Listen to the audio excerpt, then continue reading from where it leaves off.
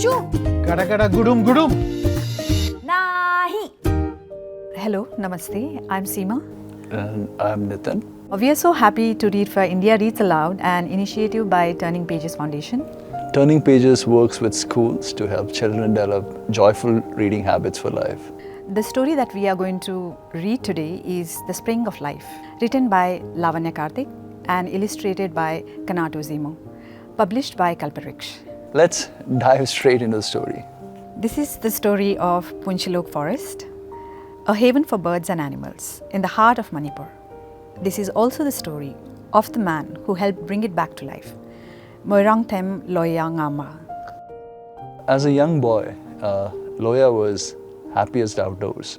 He went camping and hiking with his friends in the forest around his home in Imphal. He explored the woods, played in the streams, and loved spotting the many birds and animals that lived there. Surrounded by towering trees, listening to the rustle of their leaves and to their melodious calls of birds, Loiya felt a sense of peace. Soon the outside world beckoned. Loiya left Manipur to study and returned a few years later to take up a job in Imphal. But the town was too noisy, too busy, too much. He quit his job and went in search of the forests he had explored as a boy. But where were they? Gone were the trees he had so loved walking under. Gone was much of the bird song that he had been like music to him. Gone were the animals that had called these forests their home. Across Manipur, trees were being cut down for timber or to make way for roads, houses and fields. Streams and rivers were dammed and also choking with garbage. Forest fires, often started on purpose, were burning down trees and destroying wildlife. Loiya was in despair.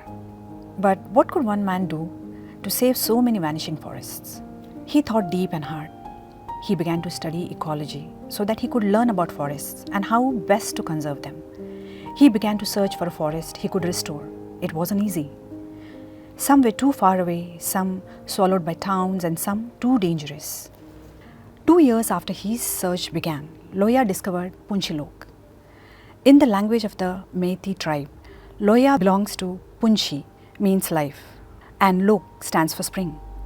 The Punchilok forest, on the outskirts of Imphal, had grown around a spring that the Meitei had long considered sacred.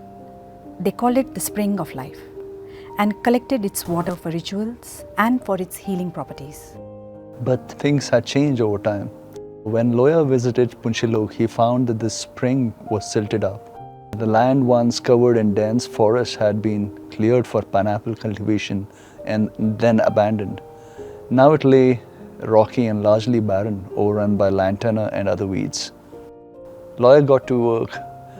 With a few friends, he planted saplings of some hardy trees, oak, teak and wang, white teak, just as the monsoons began.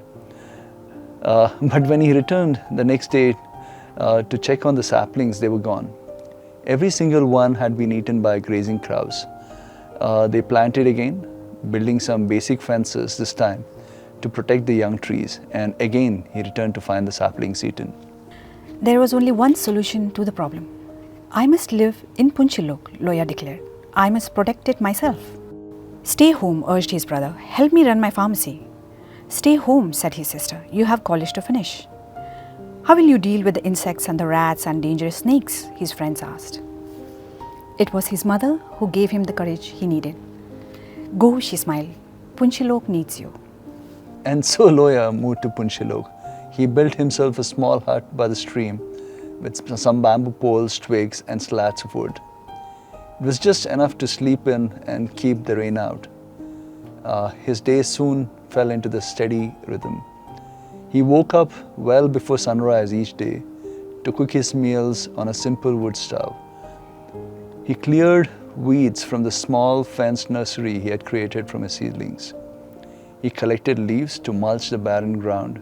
He planted saplings and tended to them with care. He went to sleep each night watching the stars, alert to every little sound of the forest. Friends visited when they could to keep Loiya company or to take his place for a few hours while he went home. The days trickled into weeks and the weeks flowed into months. One season slowly aged into the next. Loiya's saplings grew tall and strong. They put out new leaves and their roots reached even deeper into the ground. His nursery flourished too, and he began to grow more kind of trees: jackfruit, fig, tamarind and neem. Alone in the stillness of Punchilok, Loiya felt connected to the life around him. There were difficult moments too.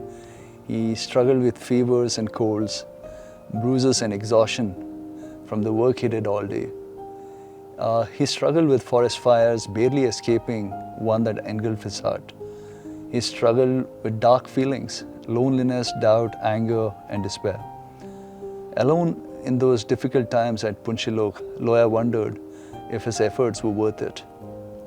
Go home, frowned the villagers when he urged them to stop chopping the branches of trees. Go away, frowned the police, suspicious of his choice to live in Punchilok. Once again, Loiya's mother was his greatest support. Stay strong, she smiled. Follow your heart, do what you think is right. Loiya learned to meditate, he learned to stay calm. Slowly he felt the doubt and anger fade away. He even found company, a little dog he named Lucy. Alone in the silence of Punchilok, Loiya felt a sense of peace again. People soon came from across Manipur to see Punchilok for themselves. Some stayed on to help. Together, they planted and watered, weeded and raked. Together, they worked to put out forest fires and tend to new saplings. Together, they brought Punchilok back to life. 2 decades since Loiya planted his first trees, the forest now covers 300 acres. It is home to hundreds of different types of plants with over 70 types of orchids.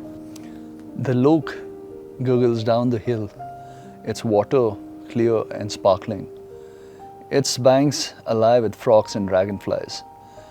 Trees resound with the chirping of blue magpies and bulbuls in the day and the screeching of owls at night. The forest is home to porcupines, leopard cats, and a wide variety of butterflies. It was also a home to snakes, many of them rescued from nearby villages. Loiya now lives with his family in Payang, just outside Punchilok. Volunteers take turns to keep watch over the forest, plant trees, remove weeds, and desail the spring.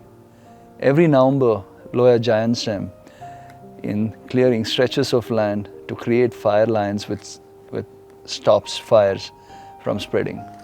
What started with one man and a few saplings has grown into a forest, a movement, and a community. The story of Punchilok could well be the seed for 100 new forests, for people coming together to connect with nature and with each other. Punchilok, truly the spring of life. I love the story because it's got such a positive ending, and I think the world needs a lot more of Loiya Ngamba and people like him. Subscribe to India Reads Aloud and press the bell icon. And watch your child grow through stories, one page at a time. Now it's your turn. Join the joyful reading movement. Read aloud to your child. Just 10 minutes a day makes a big difference.